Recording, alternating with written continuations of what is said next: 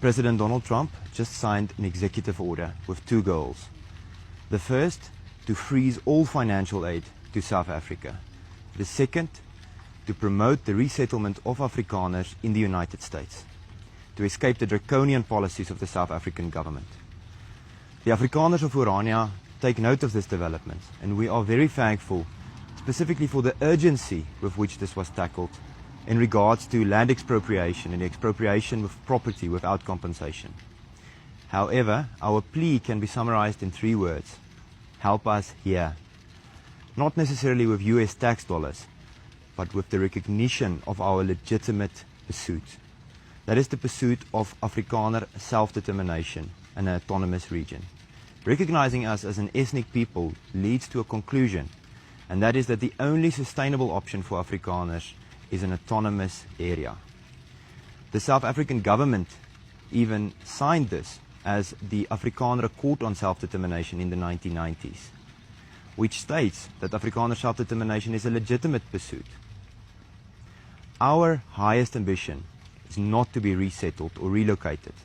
Our highest ambition is freedom.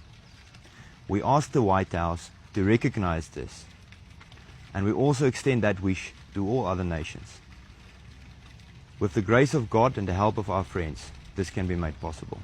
Thank you very much. U.S. President Donald Trump's offer to take in white South Africans as refugees fleeing persecution may not spur quite the rush he anticipated. Why would you want to go? There hasn't been any really bad taking over of land. The people are carrying on like normal. And, you know, what are you going to do over there? We all know how Mr. Trump behaves, you know, so it's not, why should they do that? It is being spiteful.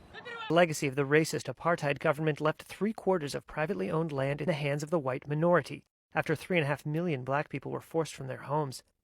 The new law makes it easier for the state to expropriate land for what it says is the public interest. We have to state categorically, we don't want to move elsewhere. We may disagree with the ANC, but we love the country.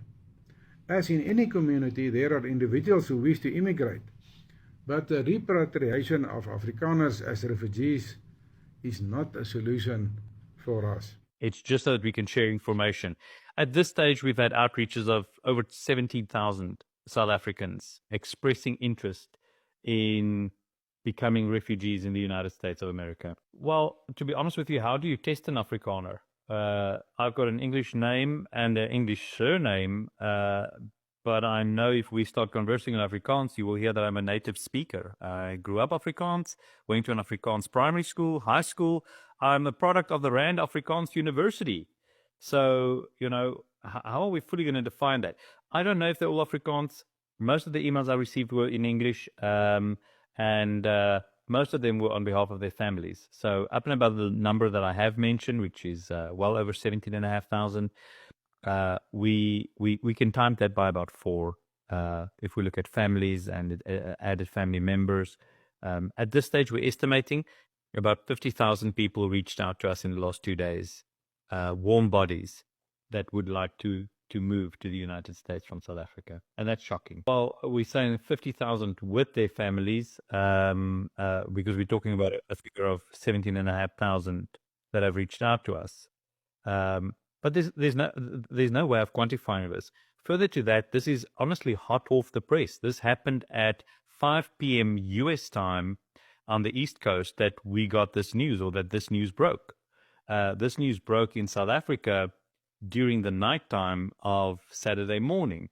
So we've got no further information other than the executive order. We don't know how it's going to be implemented. What are the scale and scope of that? How are we going to define Afrikaners? That is all information that we are still waiting for. As the South African Chamber of Commerce in the US, we have reached out to the US mission in South Africa. We wrote a letter to the Charge d'Affaires. As you know, the US ambassador to South Africa returned early January to inquire as to the process that would be followed to firstly get South Africans onto a list somewhere, and then secondly, what would be the criteria? How would they adjudicate that? What's the process that will be followed to resettle South Africans to the United States? So at this stage, there's not much that we can share. We know that the impact's going to be severe, and we know that the overwhelming number that have expressed interest will only grow in the coming weeks and days. Well, I think what we have pleaded with our South African brothers and sisters is to at least maintain decorum and respect for one another. Both you and I are South Africans that are no longer resident within South Africa. And we should not denounce those that have got the desire to join us.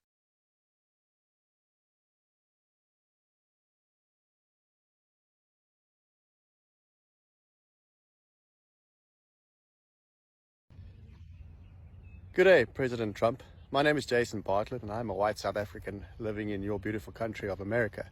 And you and I, sir, have some unfinished business. So I trust that you will be getting this message shortly, and I'm sure you know a lot about it already. President Trump, in 2020, on the 1st of January, I started walking from Austin, Texas, to the White House, and I completed my mission. However, my mission was to sit down and talk to you about the farm murders and the brutal killings of white people in South Africa. Unfortunately, due to the pandemic of COVID, I was unable to meet with you, sir. So, seeing though my people in South Africa do not have a face or a voice, I'd like to reinitiate our meeting, sir.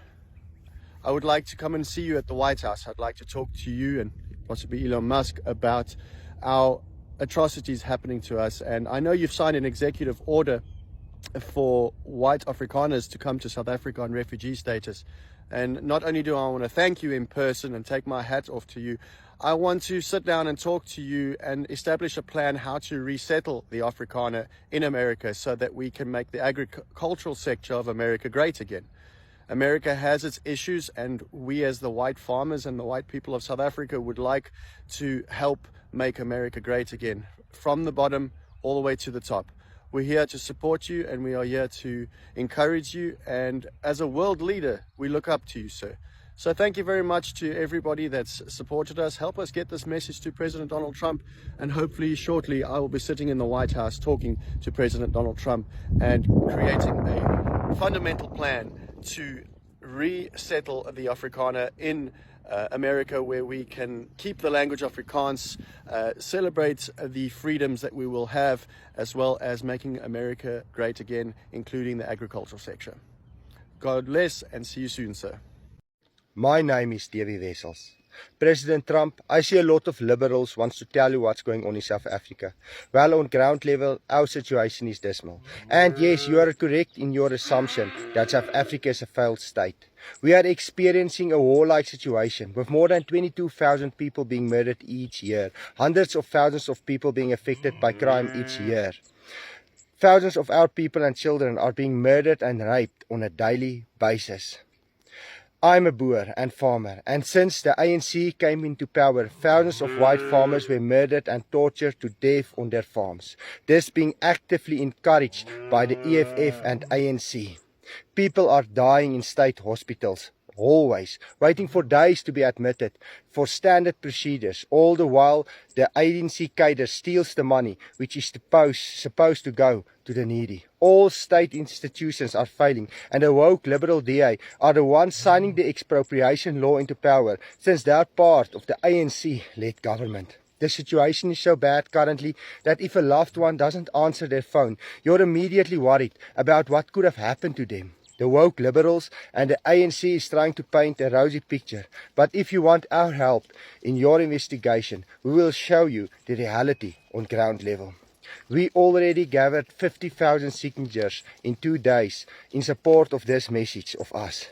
And it is to be handed over in a huge gathering by our fellow Boers and Patriots Saturday the 15th at the US Embassy in Pretoria. This gathering is organized by myself and fellow Afrikaner Willem Petzer. We sincerely hope this message will reach you, and we want to thank the international community for their continued support.